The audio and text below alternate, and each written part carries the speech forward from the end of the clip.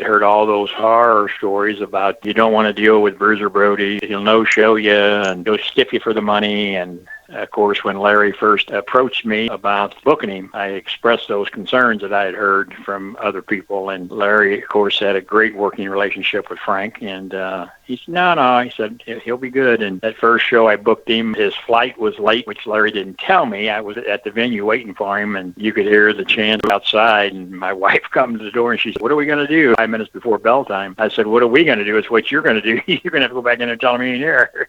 But they come pulling up, and Frank got up out of that car, had his hair back in a ponytail, and then cut shorts on and his flip-flops, and said, big boy, I bet you thought I wasn't coming, didn't you? And, no, I never had to worry about it.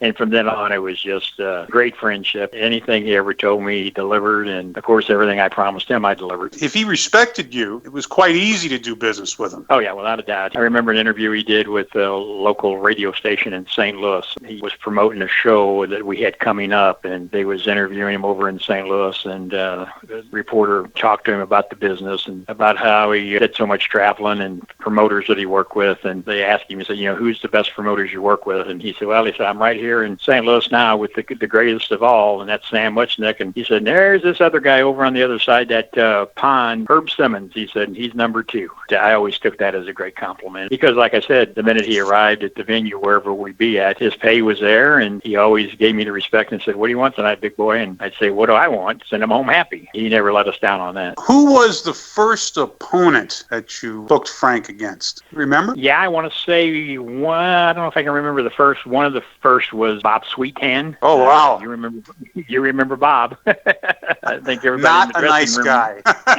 Guys that he worked against. Killer Tim Brooks, who just lost not too long ago, was another one that we brought in. Professor Tanaka. I want to say, thinking back as I get older, my mind gets foggy. Dick Murdoch. A lot of these guys is who Frank introduced to me and said, hey, come on, I got a guy up in St. Louis that treats the boys right. And, that's what Sam always told me. You treat the boys right and they'll treat you right. And Frank, he'd make those phone calls for me, or somebody would call and tell Frank, say, hey, this guy Herb Simmons up in St. Louis is trying to book us, and we don't know nothing about him. And Frank would give me the thumbs up,